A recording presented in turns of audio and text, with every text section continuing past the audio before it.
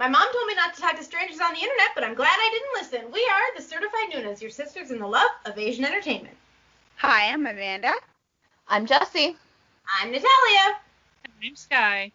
And today we're talking the queens of summer. Absolute bop givers. Just chef's kiss of a happy good time. Sistar. But before we get into doing our little deep dive into Sistar, we wanted to just, share some of our, summer bops from the past couple years. What we like listening, what's the vibe of summer for us. So we're going to start with Amanda. She's going to give us a top 3 summer bops. So I have a hard time cutting it down to 3. I'm doing my best here, guys. Because I have a huge playlist on Spotify called, the K-pop summer mix, and it's, 5 million songs. Not really, but, it's a lot. So, anyway, my very, very favorite top of the list is Our Summer by TXT. It's just a good summer bop, and I love it so much. And I'm still mad that they didn't release that sort of, in the summer.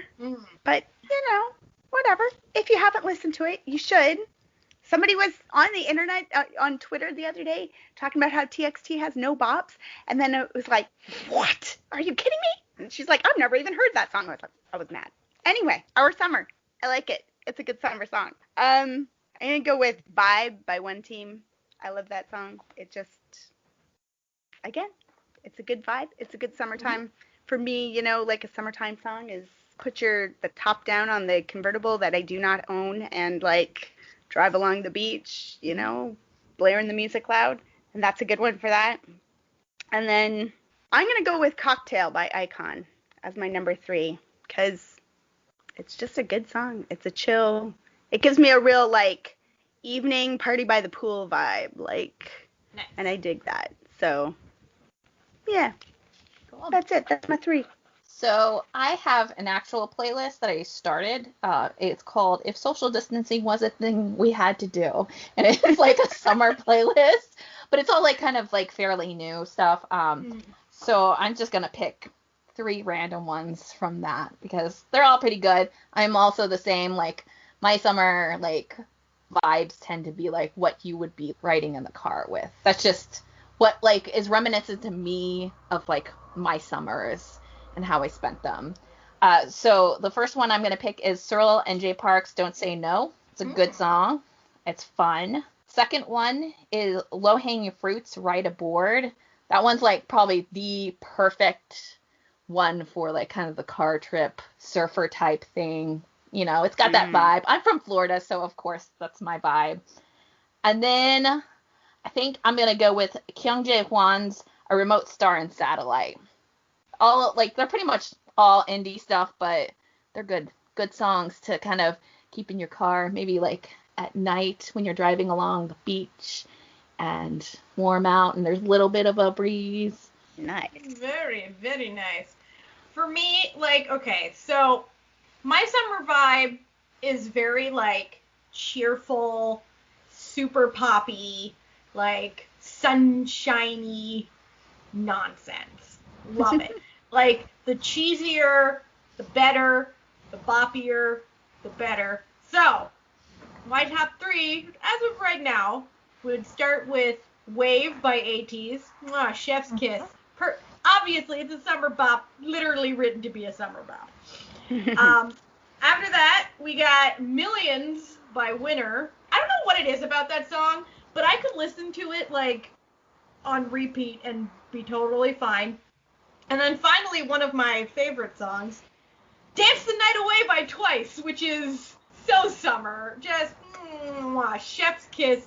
Very summer, true. Good times. Also, the music video, just so innocuously summer. Just everything about it. So, that's what I'm into. So, this would be an easy one for anybody to guess, but Breathless by Astro. Good song. The entire music video is on the beach and stuff. It just reminds me of that. I would have maybe picked Baby, but Breathless is just more that way. The Real by In Flying, just because, if it has a music video, I always think about the music video whenever I listen to the song. So the reel, because it takes place on a little boat, a little fake boat where they're looking for a mermaid, to me that feels like summer in my brain. Mhm. And because someone else picked Wave by ATEEZ, I pick Illusion because that was the opposite song on the same album. Sorry. And it's not a good song, which I remember when I voted between those two songs. I voted for just both in equal measure because they're both good songs. I really didn't care which one they were going to promote first. But inevitably, Wave got a lot more stage time, which is a bummer because Illusion is kind of more piratey and... We do like the pirate vibe. Yeah, so... Do indeed. It's very imaginative. I like Illusion with that, so... Those are my very quickly picked summer songs, because I spaced on the fact that we were going to do summer songs. It's okay, man. I was based on the entire episode that we were doing, so... Very true. I mean, if we're being real, like, I would probably, if I was picking, like, an actual, like, summer playlist to, like, play, it'd be, like, Weezer. If I was actually going to pick something, like Surf Wax, America. Yeah. Okay. Yeah. I love Summertime by DJ Jazzy Jeff and the Fresh Prince. Like, Will Smith. I love that song, Summertime. That one just, yeah. Literally anything by the Venga Boys just screams summer to me. Very true. It was funny earlier today. I made my husband watch a couple of new K-pop music videos, One Us specifically, and because he likes them. And he's like, man, you know how sometimes when you listen to a song and it just takes you to a certain, like, place in your mind? I'm like, yeah. He's like, well, this reminds me of when we go camping because we always play your K-pop playlist. I'm like, dude, that's the only time you let me play K-pop to you is when we're on road trips. So I said, that is not a valid point. He's like, okay. Fine. Whatever. Did he like the music video, though? I think he did, but he wasn't, he's never very, he doesn't get hyped about much. Especially since that was, like, his main comment. I'm like, okay, so we're not going to talk about, like, the fact that there was awesome fighting and all the blood. It's good, like, you know, we're just going to go past that. And then I showed him... I said what I said. I even showed him ATEEZ, and that might have been when he's like, I'm reminded of when we go camping. I'm like, thanks, buddy. That's not a comment about the music video, but whatever. And people wonder why I, on the podcast, you guys call me kind of slightly the murderer. Because my husband says stuff like that. Like, oh, well, we'll just see if you survive later. I'm not quite... It's so funny because the two people who actually legitimately like murder stuff and true crime, yeah, you're the one that, like, is the murderer of the group. Right. Yeah. Or just, like, a couple months ago, he goes, I don't really like in-flying music all that much. I'm like, well, it's been a good marriage. It's been a good run. We're done now. These years have been well, but gone. Bye. Yeah, it's like, ooh, you're trying to test me, aren't you? Let's see if you wake up tomorrow. Maybe you will, maybe you won't. We're gonna find out. You just took your life into your hands without knowing it. Good job. Yeah, I wish I knew what my expression was then, because I don't really do really good poker faces, so I wish I knew what I looked like. You're like, I'm going to kill you. Probably. Sistar, sorry. Sistar. Oh my god, I love Sistar. I love Sistar. Top 10 girl group for sure. If you don't know Sistar, you should go listen to them and then come back and listen to this podcast. And we'll introduce them to you. So Sistar is a 4-member girl group under Starship Entertainment. They debuted in June of 2010. The 4 members are Hyolyn, who's the leader and the main vocalist, Bora, who's the main rapper and dancer, Soyu, who's lead vocalist, and Dasam, who's the vocalist and visuals. They are interesting in that two things. I think two things that make them, well, I guess three because of the Summer Queens, but we'll talk about that. The thing that makes them interesting, first off, is that they are Starship Entertainment's first group in general, not just girl group, but in general. At that point, Starship had only debuted one other person, and that was K-Will. So they were pretty high up in the food chain for most of their career at Starship Entertainment.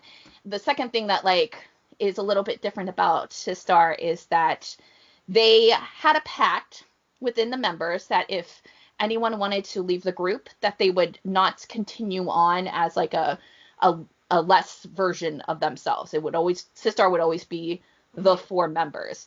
And so when their contracts were up in 2017, that's when they decided that they wanted to disband. I don't know of any other group really that like disbanded in the way that Sistar did.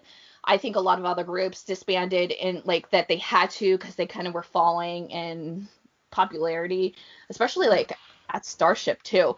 But they all just kind of like kept up with the pact that if, you know, one of them wanted to kind of go and do their own thing, that they were going to respect that and keep the kind of group alive. So they have since disbanded. Everybody is always like very sad about this because they are considered the queens of summer bops, and that's basically because they debuted in summer. Their comebacks tend to be in summer, so they've done a lot of like summer type theme things, and they also just do it really well. And a lot of people are like sad that they don't have the summer bops that Sistar had given us since they had disbanded. But I personally can never feel okay saying that I'm like sad about it because of how great their disbandment was, and like how great that the members have been going on with their lives and doing the like things that they want to do. Because the two that wanted to continue on with singing have continued on with singing. The two that wanted to act more have continued on with acting.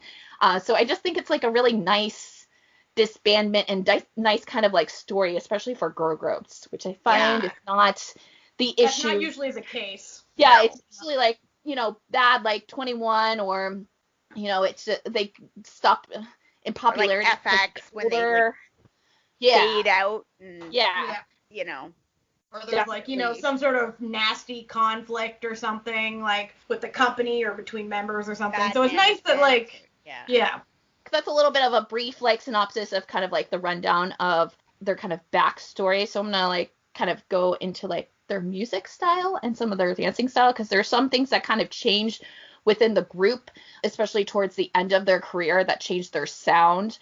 In the very beginning, Sistar like has definitely kept up with it, but they had a heavy dance pop type sound. If you want to compare them to anyone, it's definitely like 21 or like early 4 Minute. They also did a lot with Brave Sound, and Brave Sound has a sound. So like if you've ever listened to anything that they produced, you'll know the kind of like music they were. And then towards the end of their career, they started kind of like getting more heavily in, or leaning more heavily into their vocals and a lot of like R&B, especially in their B-sides, even though a couple of their main tracks kind of had an R&B kind of sound. But they definitely started to lean more into their vocals and like focusing on that, especially because Hyolyn and Soyu are pretty strong vocalists in the group, and so I think they kind of use that to their advantage. Sistar has one unit. It's called Sistar 19, and that was with Bora and Hyolyn, and they actually debuted that like a year after Sistar debuted, and that unit actually is what changed their dancing style too, and changed them into a little bit more sexier concept too, because some of like the like that's line dancing that they do a lot, it stemmed from that unit. For My Boy, they have a ton of music out for a group that's, you know, only been out for 7 years and kind of concentrated on summers being their comebacks. They have 2 full albums, 6 mini albums. Then the Sistar 19 has 1 mini album, and then they have like a ton of other like solo albums. They also did a lot of work with OSTs, and then all the members have worked on solo projects themselves.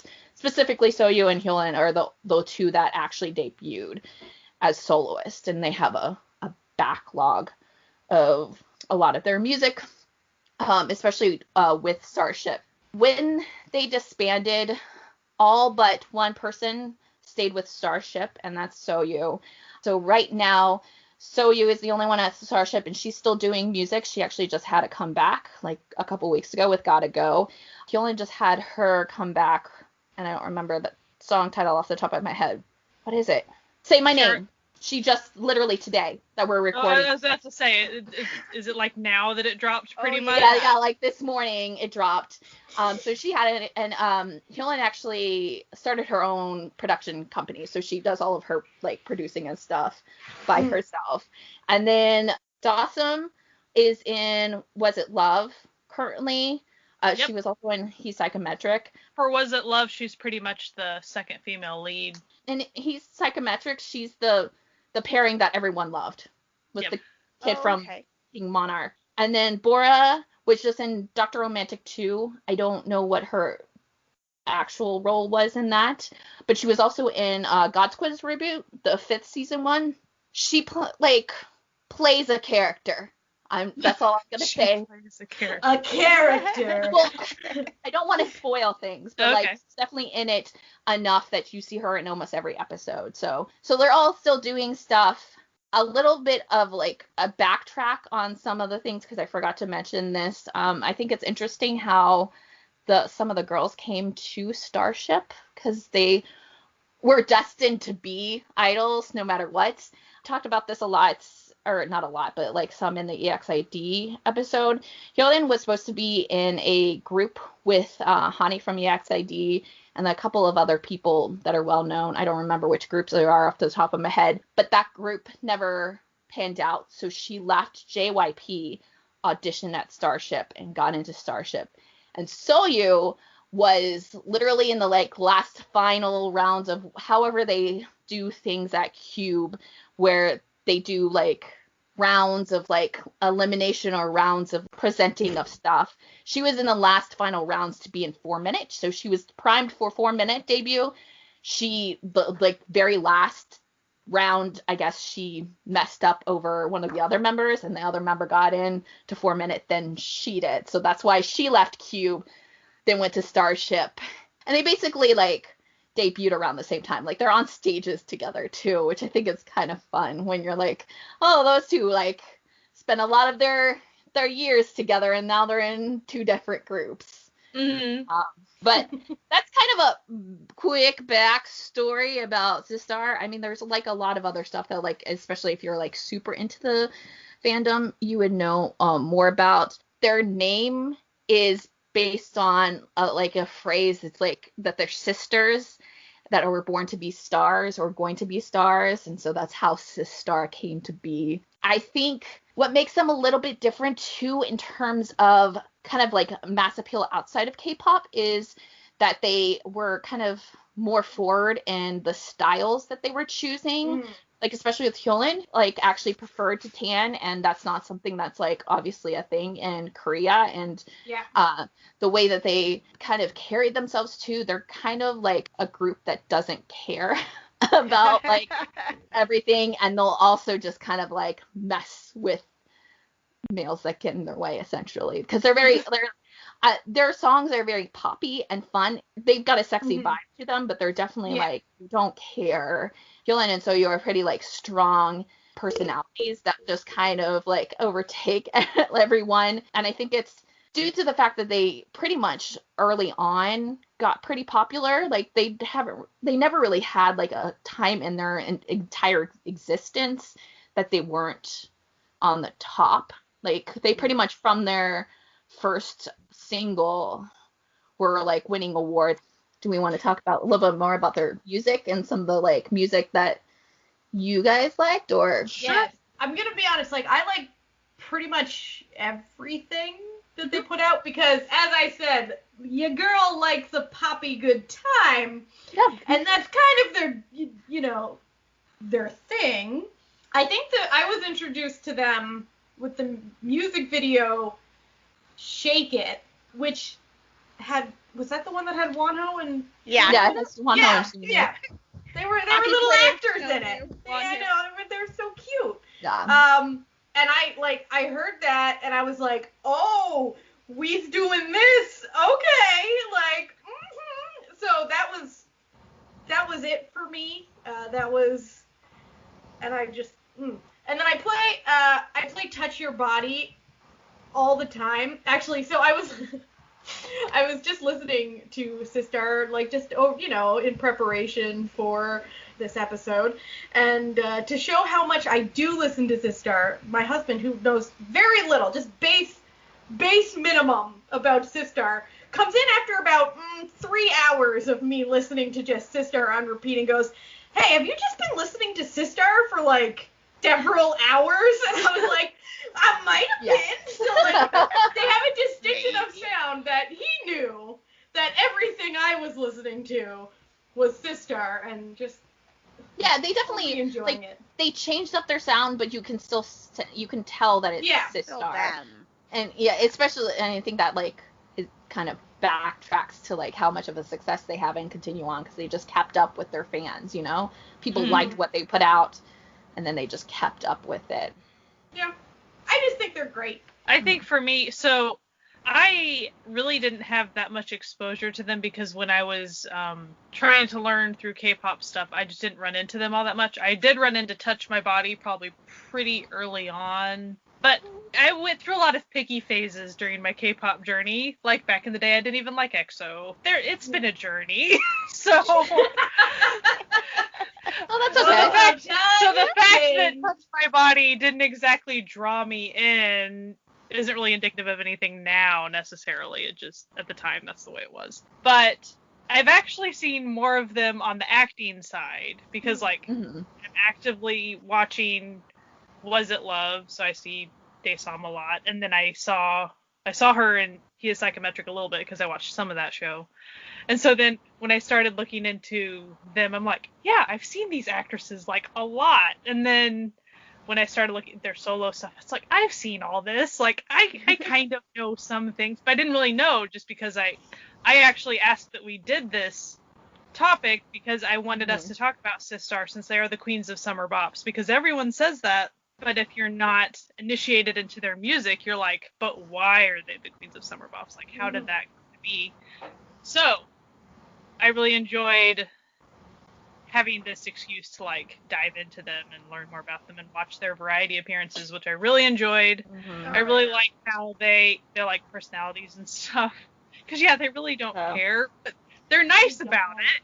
Yeah, they're not mean, but they really do have like actual strong personalities. Yeah. They're just go-getters. And, like, I think something that's pretty telling is when they're on Knowing Bros or Ask Me Anything or whatever you want to call that show, and they always have to fill out a form with like their student information, quote unquote. Yeah. They all filled it out. They were male. That's what they put themselves down as. And they're like, why did you put this? And they're like, because they're like, you obviously are not male, so like, why you? And they're like, well, but we actually are pretty boyish, like when it comes to like how we are. Like that's how we see ourselves. And then on another show, they were talking about, someone brought up, oh, when you're like performing at music shows, do you guys talk about the boy group, the boys you see a lot? Because most groups, they do that. They'll talk about, the opposite gender and like who's pretty or who's attractive or whatever. And they're like, honestly, we never talk about boys when we're doing that. We talk about like work or other interests, and like we literally never talk about boys. Like, that's just not our thing. And you could tell that the hosts were like, oh, I don't know what to say right now. I love them because they're like, we're not here to please you. So if we wanted to talk about boys, it would be because we wanted to, not because it's like your opinion on girls should be there. Like, talking about boys is fun, but we rarely talk about boys because we have a lot of other things to talk about. And it was like, boom, like, loved it. And they weren't trying to be snarky necessarily. They were just like, this is who we are. Like, we're not going to pretend like we are these debutante types. Like, we're not. Like, you don't talk about boys near as much as you think we do. You know what? It's kind of funny because most women I know don't talk about boys as much as boys think that they do. Do host work. Like, you could tell that their ego was hurt a bit, and they were like, we don't care. We don't talk about boys that much. But what I was gonna say was I really enjoy. So you already talked about I like that, but like that is my favorite song of theirs. That's my favorite title song as well. Mm-hmm. I mean, there's a ton of them that I really enjoy, but I like that. It hits all the notes for me. Mm-hmm. Absolutely. I do like their stuff typically. I mean, I enjoy their poppy ones, but I do like some of the later things. I just think they're neat. So what's your favorite song, Amanda? I really like OK Go and Shake It. But the one that sticks in my head that, like, if I'm thinking about it is Hey You, like that. Like, it's just always in my head. Like, yeah, okay, there it is. Like that's the one. But I had to laugh when I was watching the videos when it I really like the video for I Swear. And when it got to that scene of them, they're like grocery shopping and I just totally thought about us last summer, like when we were shopping together, and I was like, that feels real. That feels like the way for friends grocery shop, because yeah, we're just throwing things in the cart. We're like, yeah, this looks good. This looks good. Do we need the soju? It has IU on it. We never did drink that macchioli, and I regret it every moment of every day. Our biggest regret from that summer. Forgot the macchioli in the fridge. Man, and we had plans to do stuff, and we could have, redeemed ourselves, but stupid COVID. Oh, well. Fine. It's fine. Nothing to do. Fine. Nothing to do. So I personally, I love them all, but like all mothers, I have my favorite. And that would be Dassam. I love her. And I also love, my favorite thing that she has done is this show that she starred in that was not very well received and not very popular, called Virtual Wife. And it's so cheesy and cute and sweet that you just cannot help yourself. So she plays a sort of ditzy, celebrity who goes on a variety show where she has to, like a We Got Married style show, but instead of it being with another celebrity, it's with this professor, this math professor who whose family runs a very famous traditional kimchi making situation. They're really well known. And so the mother is hates this girl and is she's so stupid, she's gonna ruin all my son's prospects. But then it turns out that she has perfect taste and can discern the right kimchi, if someone's using fake kimchi that they're saying is theirs, and it's so dumb, and I love it. It's only 12 episodes, and I love it so much. One of my favorite Dassam variety shows is she was on I Live Alone. Yes, oh my god. And during that episode, she decides to go on a hike, but I guess she was in a family drama or something. It was pretty popular, so all the Ajumas were stopping her on the trail because they absolutely loved her. And so everybody was just loving her because of acting. You're most of the episodes are kind of talking about Sistar too. And you're these women know nothing about who she is as an idol. They just assume she's their favorite character on whatever drama it was. She's so sweet. She is. She's so cute and sorry, I just love her a little bit more than the other one. That's okay. It's so fascinating because her character on Was It Love is a celebrity actress person, but she is a brat. She is mean.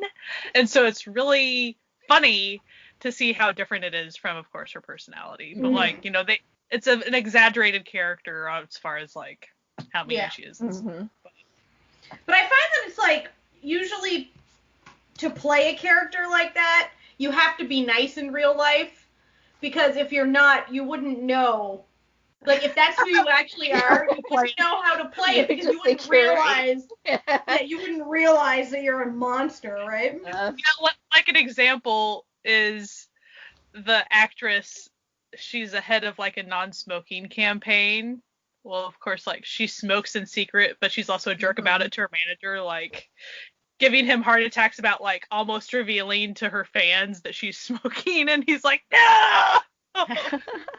So for me, when I first got into Sistar, because it was fairly late. Like I remember not being around with them for a while before they disbanded. But the first music video that I saw of them, I remember is "Give It to Me," and I was like interested because if you know me, like I really like vocally driven stuff and then R&B, and so that they kind of like have that in that one. So I was like interested, but I am not ashamed to say that my favorite of the group is Soyu, and that's because of her OST song off of the Goblin soundtrack. That like really like solidified me, like making myself like listen to all of their discography, and just I love Soyu's voice so much, and I think she's so good at adapting to whatever she is in.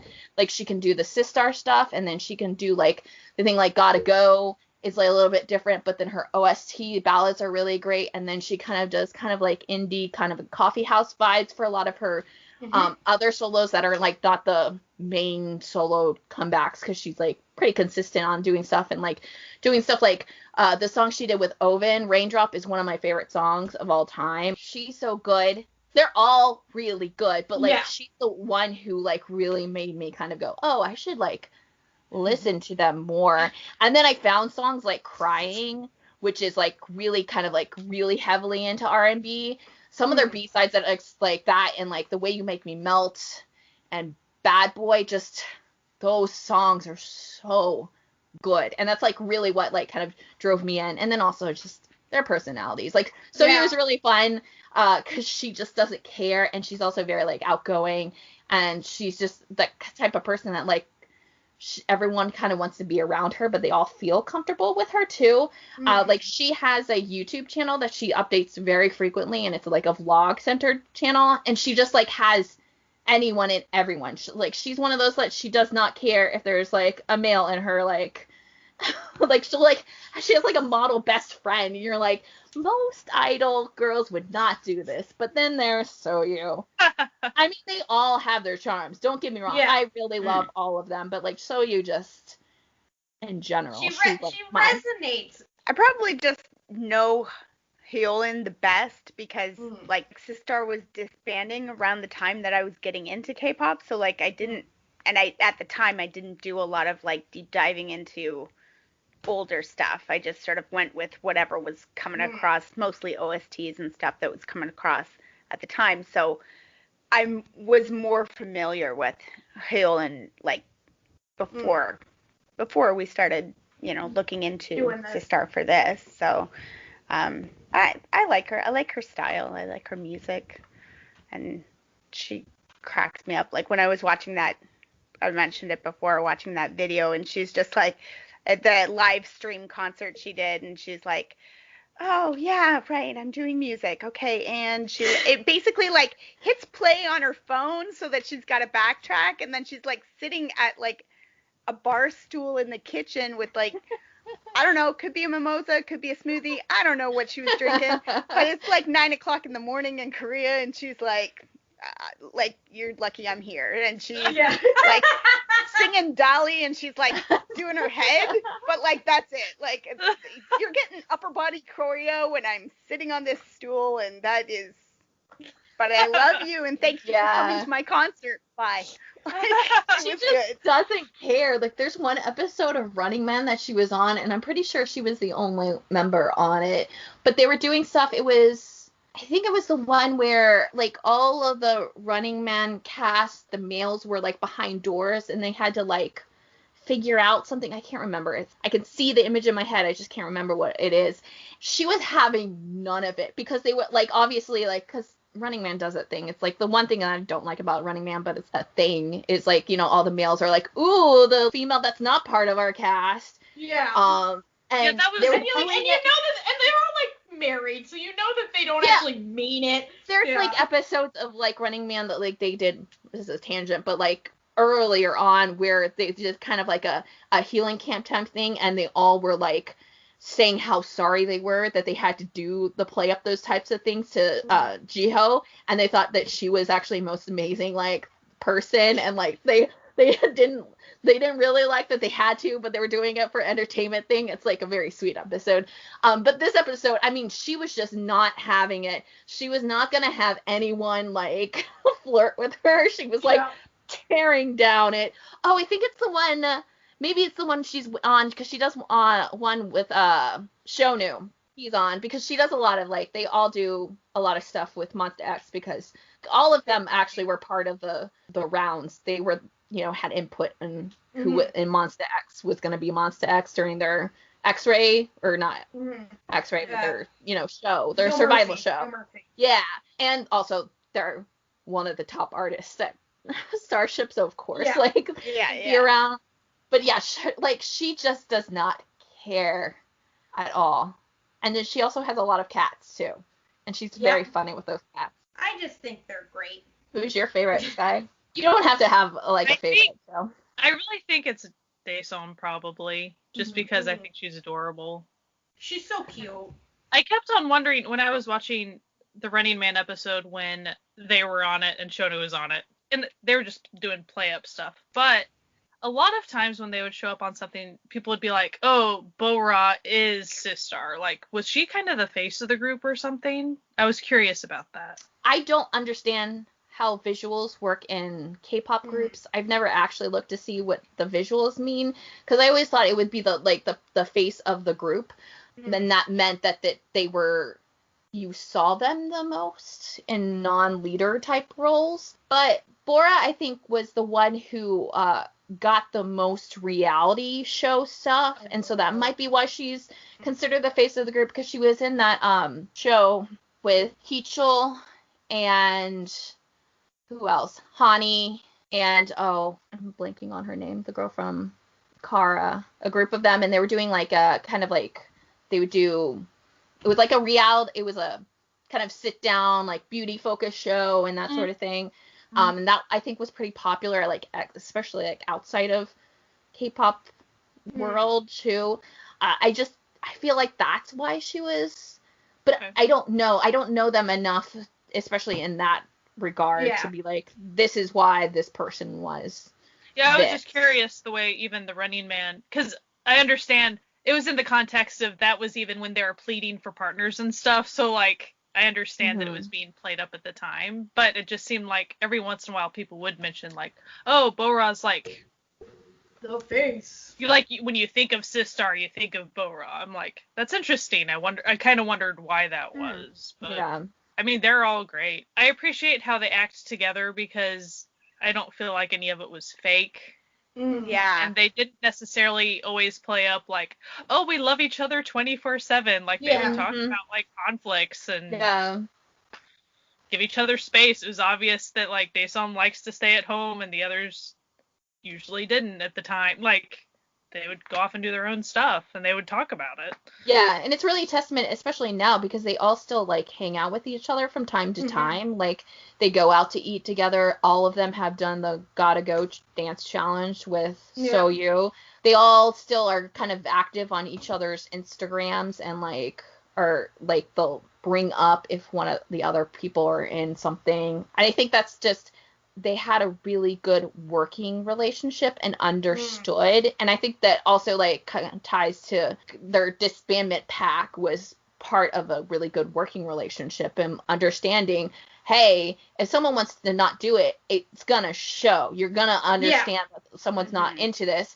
And then also we're a unit and we are doing well together as the 4-person thing. So there's really no reason for us to push it just for the sake of it. We're still popular, because they were still like insanely popular. Pretty popular, yeah. And at that point, I don't think they had any sort of like scandals or anything like attached to them at all to even like make it like a pinpoint to like, oh well, but like at this point in their career, I think they were pretty solid hits, solidly known to like be brave enough to be like, hey, we wanted to do this. I don't know for sure who was the one who actually wanted to do it. I would assume Hyolan, but like Hyolan and Soyu were still doing solos while Sistar was a group, a lot of stuff. So they still had those like opportunities. It was just brave of them to be like, no, our contracts are ending. We had a good run.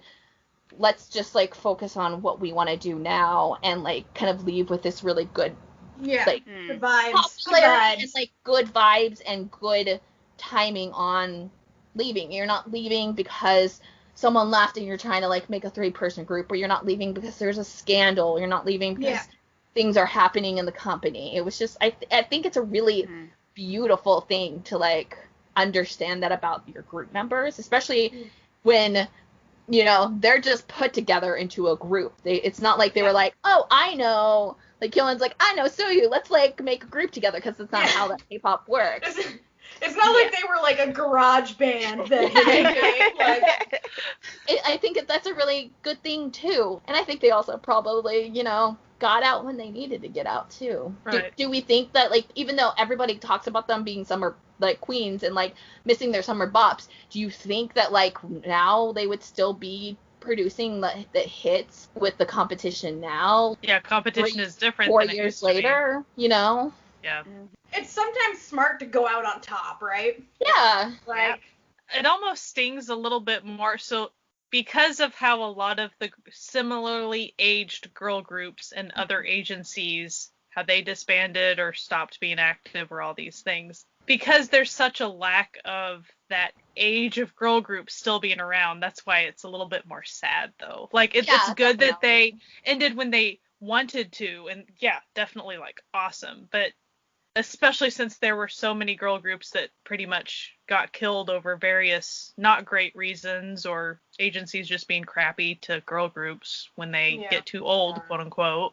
Old at the ancient age of 27. I know, but let's be honest, Starship doesn't have a running like good backlog of, even with their male groups, keeping them past a certain amount. So maybe they just got really lucky. Like, right. Like, it's great that they got out when they wanted, because I mean, as artists, they seem like they got fulfilled in the group sense, and then they were able to be happy with what they continued to do and still be friends on whatever level they choose to be friends on. It does not get better than that. Like, I do understand that like sense of like, longing for like, especially like a group like 21 to like have had that type of peace, because obviously if they didn't have that peace, and you still see kind of the effects of that today, for the most part. Like, obviously we don't know everything. When groups kind of just like disappear, because I'm also like a big Miss A fan, when they disbanded, they had been doing nothing for a while. And so it's like you just never have that closure, because it wasn't like they did a song, it was hit, and 2 minutes later they were done. Although I say that, in 4 minutes did that and they were disbanded, but like but like, there's something really great, especially the song that they chose to like end on to is very sweet and nice, and like the way they did the music video. It's what you hope for every single group that you really love to do. And sadly that doesn't happen. No. I guess all I was saying was also, it's unfortunate that there's a void of older girl groups. That's just kind of the bummer that we all like in general. It's a bummer. Sistar specifically, I'm totally glad that they followed their hearts and were able to do exactly what they wanted to do. It's really a good thing. I kind of want, are they second gen? Is that what you would call them, maybe? Are they second gen? Yes. 2010 second gen. Yeah. I just wish at least a couple of second gen girl groups were like really active. I remember like when that new JYP song with Sunmi came out, and somebody was like, why can't he just do songs with female acts his own age? And it's like, because there are none, because they don't let them keep making music past 30. I sort of love the discourse around that, because like he's not fucking them, like and they're acting like he is, and they're acting like he is, and I'm like, they're dancing, like, chill out. I danced with my Gramps too, doesn't I feel like also like we love Sunmi. We did an episode on her and she's great, but she doesn't have the pool that JYP does for the general population. And so her doing that collab is a strong work move for her. She would be honestly stupid not to take that in. Like, unless she actually doesn't want to do it, then that's fine, and like you can get out of it, whatever situation. But if she's like totally cool with it, the fact that she will be in a position where she is going to be exposed to audience who would never have listened to her because of her being in K-pop, that's a great strategy and like a great networking thing. And it's just, that's what I think also that's like what K-pop people don't understand, and maybe it's just because they don't know how music works and how, especially in the entertainment industry in general, and like other fields obviously, but like the connections you make with other people are the strongest thing that you can do, and it's the biggest thing. And when you have music, collabs are that's like how you further your career and further your future. They're not doing anything like scandalous in there. She hasn't come out and said she was uncomfortable the entire time, so might as well have her this like really great chart topping thing. And it's cute. Yeah. It's cute. I saw on Soompi that there is going to be a show helping older female artists get more notoriety again. And I was like, that's awesome. And not that Queendom did that, but it's kind of like when Queendom was a thing, and now they're going to someday make a Kingdom, and they did Road to Kingdom. And I'm not saying that that's bad, but it's kind of like, no, the point was to get the girls to get attention. Like, female idols, especially once they age past 23, I don't know, like whatever age they consider old, giving them more like opportunities to shine and give them more stages to be on, do it. Like, it's great. Especially now, because there are a good amount of older K-pop vocalists who have been in older groups that are actually like soloists right now, and they're not getting the attention they deserve because people just don't know. I think if like there's an audience, especially audiences that don't see the stages, or like the audience that will only watch for their faves and then kind of zone out in the entire time, if there's like another platform like this variety show, I think that's a really good stepping stone. And the variety shows often, you know, go past K-pop people too. So that's also another thing, you know, when you have a greater audience, that's a nice place to be in. Giving artists pretty much another chance at just being known by the general public, like, that's always a great thing. Because that's a very difficult thing to control, especially when, if you're talking K-pop specifically, there's a lot of artists, man. So many artists now. So many more than you even think.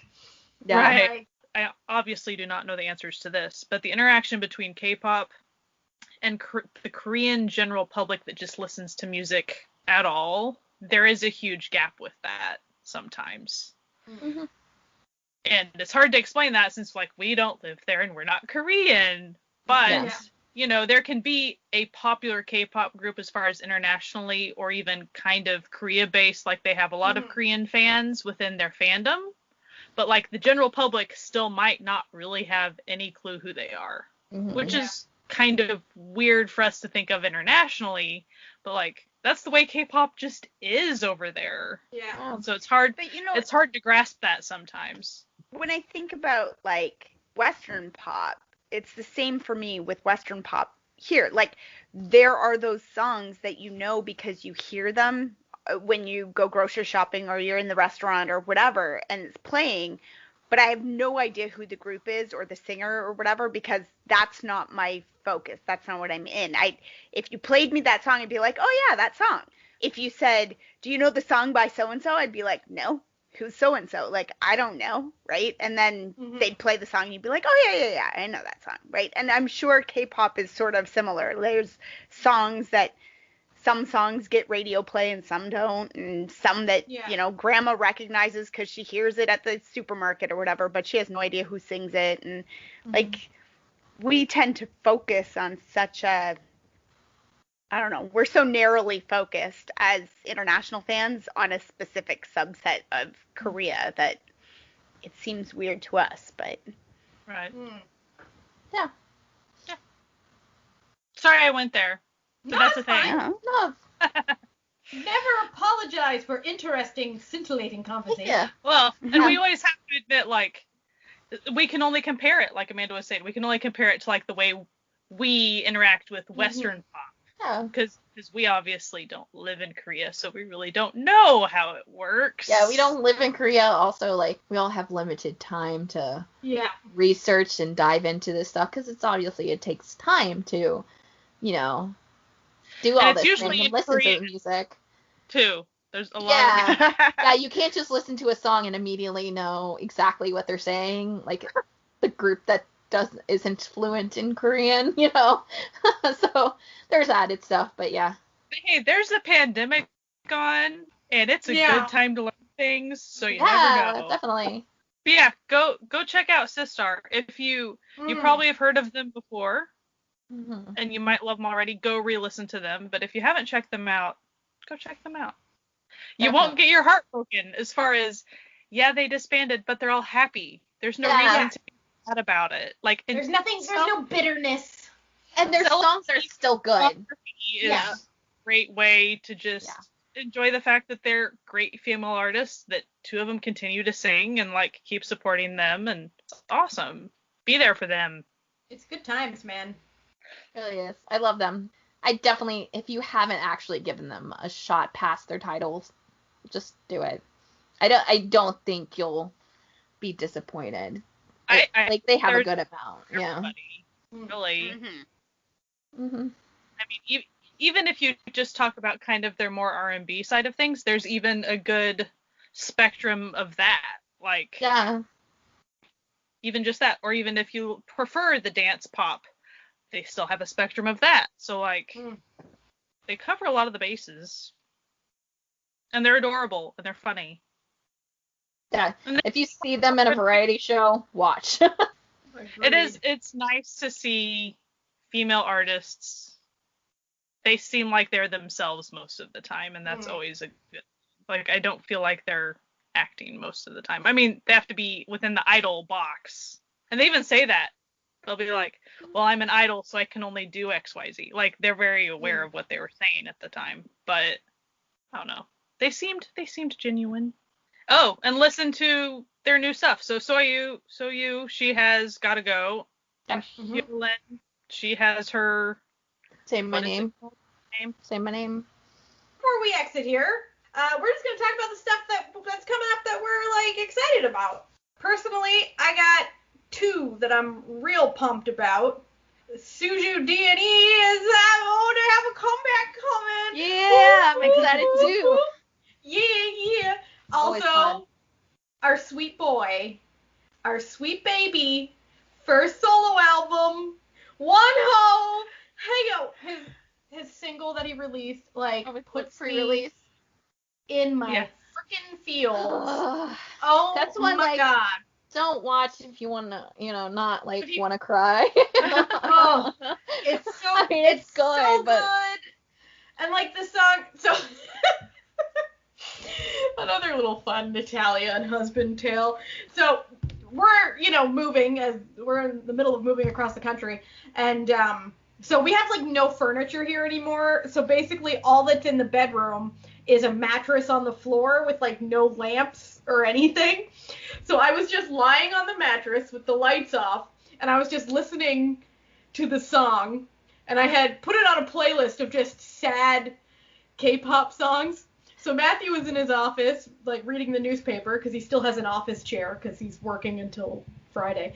And he was just sitting in the office, like, looking down the hallway, because his office faces the bedroom, at this darkened room, where I'm lying on the bed listening to, like, just absolute depression music.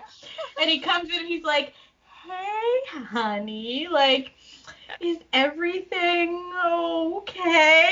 And I'm like, oh, yeah, everything's great. Like, I just am listening to sad music. And he's like, whoo! I was worried there. Like, some pretty depressing stuff. And it was just because I listened to Wonho, and then I was like, my baby. My baby. So, yeah, that's what I'm really excited about. For me, there's this really great subunit coming out at the end of August. Day 6's subunit with Yes. Young K, Wanpil, Yeah. and Doan.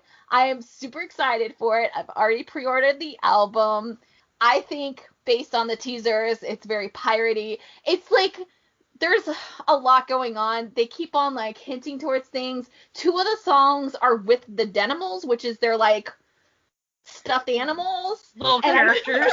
I don't know what that means, especially because like the teaser little like story that they did before it had like Doan's character sitting and like watching the TV and very cute, and like I don't know what's going on, but like they kind of look piratey. There's water involved. They've been planning this for a while. It's actually part of the Book of Us series, so it's like a continuation. I am super excited, especially because there was like a teaser of what like types of songs there might be, and one of them might be R&B, which Day 6 really hasn't done. Like TikTok is probably like the most R&B that I can think of off the top of my head. Doan's also the leader of the group. Oh, that's really funny. Oh, no. And Young K has specifically said that he was the Machne of the group. Like the Machne of the group. I'm just like so excited for it, especially because I do think they're going to be on stages and stuff, which we didn't get to do for the last comeback, which now that I'm unemployed, I can watch them. So that's a fun thing to think about to do. I mean, like I wish the other 2 were there, but it's okay. It's okay. They are, doing their thing. They're being healthy and being great and being wonderful, and they can look from afar and be proud dads to the trio, and I'm super excited about that. Like that's my major one. Also kind of like mid-September, Aimer and Aimyon, who are both like really popular Japanese artists, are coming out with a album like basically on the same day, and I always love their stuff. Like most of Japan, because they're like one of the top artists. I'm looking forward to Card's got a comeback coming up, so they're sort of hit or miss for me. I never hate anything they put out, but sometimes I really, really love it, and sometimes I'm like, yeah, that's cool. So, hopefully, either way, I'm probably going to enjoy it, so, it'll likely be a good dance song, because it's Card, and that's what they do. Blackpink's got another, like, a collaboration coming out. And I think that one's still a secret, maybe, who they're collaborating with. I can't remember. I thought it was Selena Gomez. I think, well, yeah, like, it's been weird, because it was like, everybody was like, oh, it's going to be Ariana. And then they were like, no, somebody leaked that it was SG. And then they were like, and the company just keeps, like, YG keeps going out and saying, like, can you just wait? We are going to announce it. Just stop guessing. Stop guessing. Well, this is what happens when you leave people, like, right? wishing for new content. They're going to grasp at everything. Do what we want to do, YG. Like, yeah. So, and it's, BoA's, like, 20th anniversary, and there's all these, like, people doing covers of her songs and stuff, and so that's pretty neat. Wendy's gonna do a cover soon, and I'm so excited because Wendy is finally like back to being able to do like non-dancey stuff, and I'm so happy. I was just thinking about her the other day, thinking, I wonder how she's doing and what's going on. So it was nice to see. So for me, Ace, they're gonna have a comeback. Oh, the images. Oh, the images. Oh, yes. Oh, the images. So pretty. Oh. And happily, there's only one version of the album, so I don't have to think very hard. That's how it was with the Day 6 one. Everybody's like, thank God there's only one version. Of course, there's like 8,000 different versions of the postcards, but whatever. Fine. We'll take what we can get. And then they haven't announced a date yet, but I think that the Astro subunit is supposed to be sometime in September, if I remember that right. That also means in September it's going to be my new BFF, Alexa. Have you heard of her? She's really great. She's going to have an album. It may have come across my thoughts at some point. But they've been hinting on like her Instagram and stuff. There's this like weird pyramid type thing, and like every day there's a new thing added to the image, and I'm like, what is going on? This is my first comeback with her. I don't understand what's going on. So. But I gotta support my BFF, like. Well, yeah. Obviously. Friends support friends. Yeah. Duh. Jeez. So the Astro subunit is Moonbin and Sanha. So we know that so far. That's all I know. So it'll be interesting. I mean, they're like the main vocals of stuff, so it's not like that's all that shocking. But who knows what it's gonna be like? I would guess a ballad, but you never know. Oh my gosh, that would be so nice. Oof. And then I think Acmu's like sometime. Is that October? Acmu might be October. Oh, you know what? It might be October. But the fact that they're YG with the way they're handling like the Blackpink releases, they're kind of sounds like they're going to be doing kind of similar to the Acmu stuff, like as far as here's some singles, but then later there's going to be an album. Oh, we're just sprinkle them throughout these months. It's like, can't you just either wait and like have the album, and then like fully support, like promo that, give them time on stage, all those things. Like, why do you have to stretch it out? Because it's not like they get to go on music shows with the singles, really. So, whatever. Yeah. It's fine. Poor YG artists. That's all we can ever say. Right. I'm glad they're making stuff. That's all I should say. Related to Acmu, she's going to be doing the Mulan. Yeah, I just saw that she's doing the for Mulan. Reflection, I think. Yeah, Reflection for the Korean. Like she's officially. She performs Disney songs a lot. She covers a lot of Disney songs quite often, so it's nice that. Disney's fun. Watched a video of her skating while she was singing like one of the Frozen songs. She skates really well. Oh. So talented. Mm-hmm.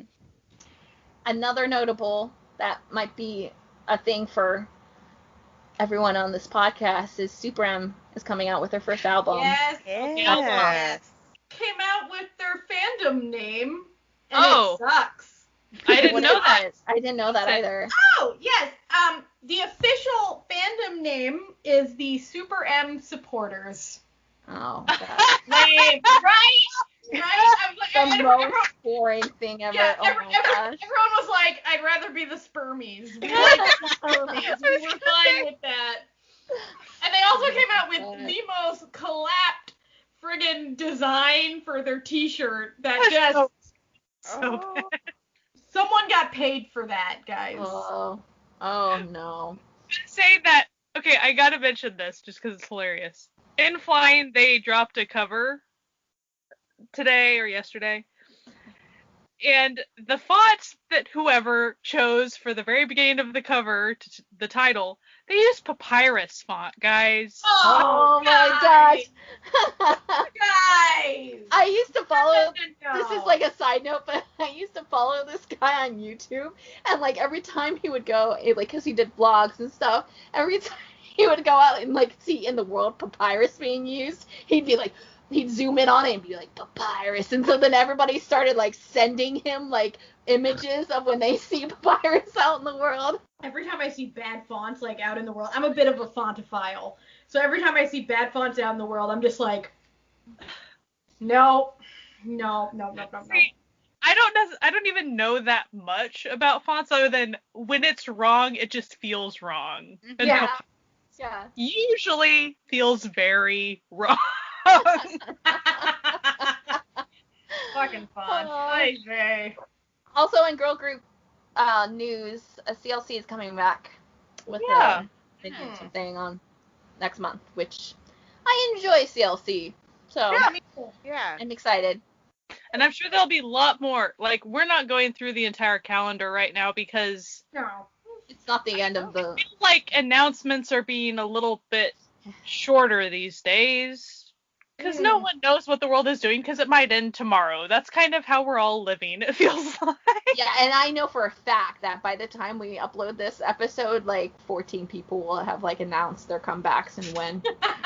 So Probably by the time we hit stop recording. Oh yeah, for sure. We're gonna hit Twitter and there's gonna be 3 more announcements and we'll be like, well, oh, there was actually an announcement that I did see because it was sent to me while we've been recording. What? And that Minhyuk from Monsta X and Minhyuk from Super Junior are doing a duet. Minhyuks! I've been trying to manifest a supergroup of all the Minhyuks. It's partially coming true. Yeah, so Minhyuk. Well, and he's also gonna do. I thought he was gonna do an OST and then an OST with Shonu as well. Probably. Who knows? And then he has the Neighbor Now radio station thing that he does, and he like draws things. Oh my gosh, it's so adorable. I freaking love Monster X. It was someone sent it to me and they were like, "Did you see this?" And I was like, "Oh no no no no no, oh no no no no." Two of my babies. But yes. But yes. No. But also yes. So yeah, that's what's going down, man. I'm really happy that K-pop is still actively putting out stuff because it does give us happiness in this time of whatever this time is. True. Yeah. This time of chaos and need.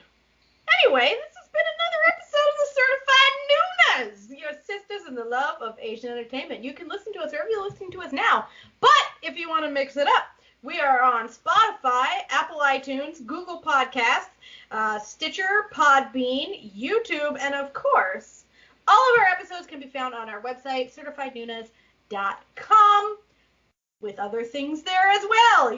You've listened to it. You know the spiel, everyone. If you want to become an official sponsor of this podcast and help us keep things running, the grease in the engine, as it were, you can go to ko-fi.com/certifiednoonas and become one of our official sponsors.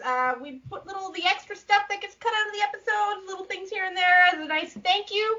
And we love and appreciate all of our coffee sponsors who just are the best. Anyway, I hope you have a great week, and we hope that you stay safe, and remember to wear a mask when you leave the house. Okay, stay safe, everyone. Bye! Bye. Bye.